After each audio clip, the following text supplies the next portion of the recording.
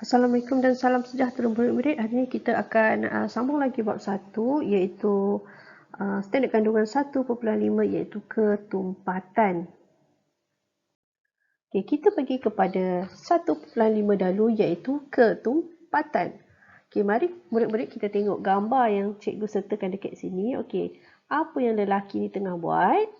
Okay, sebenarnya lelaki ni dia sedang terapung.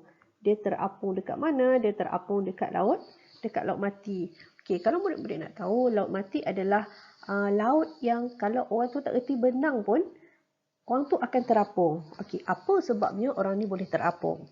Okey, sebab apa? Cuba kita tengok. Sebab kerana ketumpatan air laut mati ni sangat tinggi yang menyebabkan siapa-siapa yang duduk dekat situ, yang berbaring dekat laut tu dia akan terapung. Jadi bahan yang tumpat dia akan berada dekat bawah, bahan yang kurang tumpat akan berada dekat atas. Jadi lelaki ni kurang tumpat lah. Sebab tu dia berada dekat atas.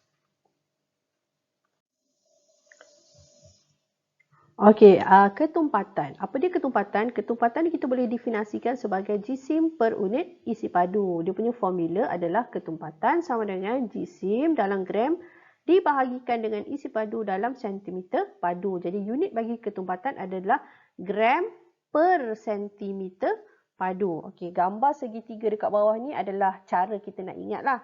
Okey, dekat atas, dekat bucu paling atas tu adalah jisim, sebelah kiri adalah ketumpatan, sebelah kanan adalah isi padu. Macam mana cara kita nak guna formula ni? Kalau kita nak cari jisim, kita tutup jisim, kita akan dapat ketumpatan, lepas tu isi padu kat sebelah kan. Jadi kalau kat sebelah tu maksudnya dah darab. Jadi jisim, ketumpatan darab isi padu. Kalau kita nak cari ketumpatan, kita tutup perkataan ketumpatan, kita akan dapat jisim, lepas tu ada garis dia kan sebelum isi padu tu. Jadi itu adalah per, maksudnya jisim bahagi dengan isi padu. Sama juga kalau kita nak cari isi padu. Kita cari isi padu, jisim dan ketumpatan diberi. Jadi isi padu sama dengan jisim dibahagikan dengan ketumpatan. Okey, berikut adalah contoh jadual bagi beberapa jenis bahan dan dia punya ketumpatan.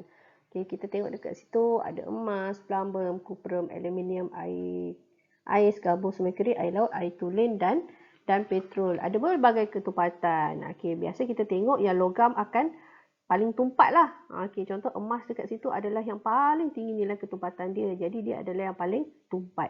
Okey, kalau kamu tengok merkuri ni ketumpatan dia tinggi kan. Merkuri ni adalah sejenis logam, tapi logam dia adalah logam yang berbentuk cecair.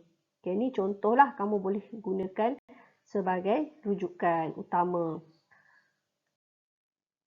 Okey, berikut adalah contohlah yang dekat bika dekat atas tu ada campuran. Kita dah masukkan petrol, air dengan merkuri dan kita dapati merkuri tu berada dekat bawah sekali diikuti dengan air dan petrol. Sebab apa? Sebab merkuri ni adalah yang paling tumpat, 13.6 gram per sentimeter padu. Jadi dia berada dekat bawah. Merkuri ni sebenarnya dia adalah sejenis logam. Tapi merkuri ni dia wujud dalam keadaan cecair. Okay, petrol adalah yang paling kurang tumpat iaitu 0.80 gram per sentimeter padu. Jadi dia duduk dekat paling atas.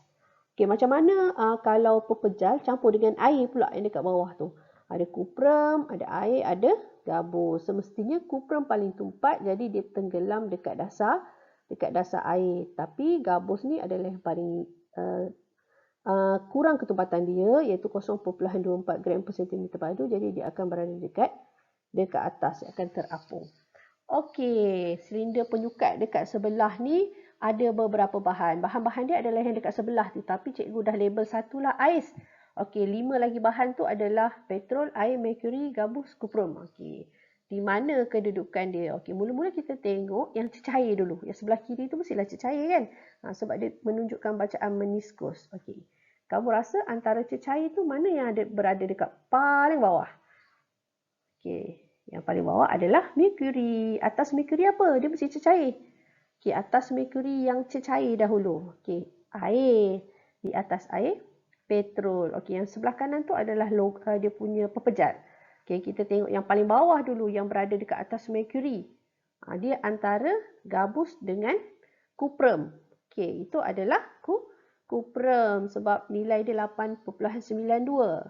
Nilai dia kurang sikit pada mercury tapi lebih tinggi daripada air. Jadi dia duduk kat situ. Yang paling atas maksudnya nilai ketumpatan yang lagi rendah daripada petrol. Petrol 0.80. Jadi gabus adalah yang paling rendah. Jadi dia berada dekat paling atas. Yang seterusnya adalah pengiraan ketumpatan dengan menggunakan rumus. Okey, tadi murid dah tahu dah rumus ketumpatan atau formula ketumpatan adalah jisim per dengan isi padu. Okey, jadi bila dia bagi soalan macam ni, kita kena selesaikan masalah. Okey, kita tengok soalan dia. Okey, sebuah silinder penyukat berjisim 230 gram. Dekat situ kita dah dapat maklumat yang pertama, jisim silinder penyukat.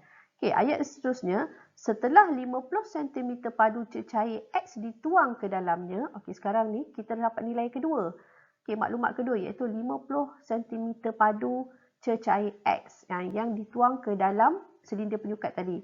Okey, jisim silinder penyukat dan cecair X, maksudnya ada dua dekat situ. Jisim silinder tambah dengan jisim cecair X menjadi 320 gram. Okey, ini maklumat ketiga, jisim silinder tambah jisim cecair. Okey, dia soalan tu nak apa? Berapakah ketumpatan cecair X? Yang kita nak cari adalah ketumpatan cecair X. Kita guna formula jisim bahagi dengan isi padu. Nilai isi padu kita dah tahu 50 cm padu cecair tadi.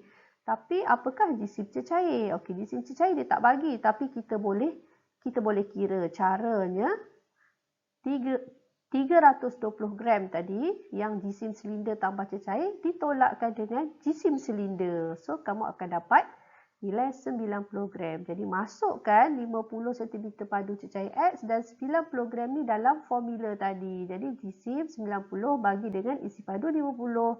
Kamu akan dapat 1.8 gram per cm padu ketumpatan bagi cecair X ni tadi.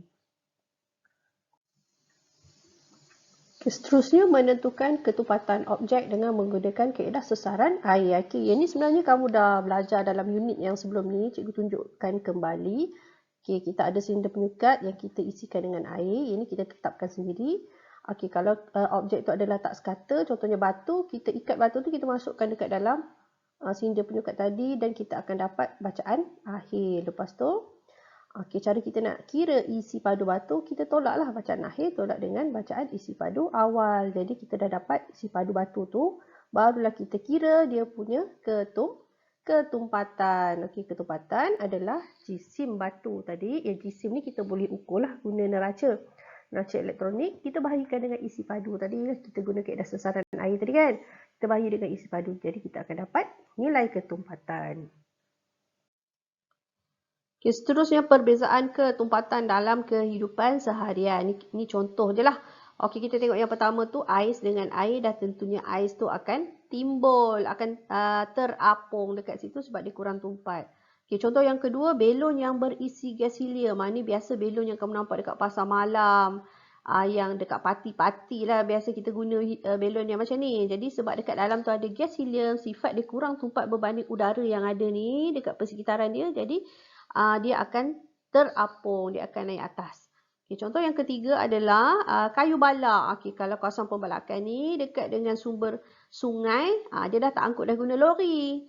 Disebabkan dia kurang tumpat, jadi dia hanyutkan je dekat dalam air. Dekat atas air tu dia akan terapung, dia takkan tenggelam. Tengok macam orang tu dia main lalu je dekat atas kayu balak tu.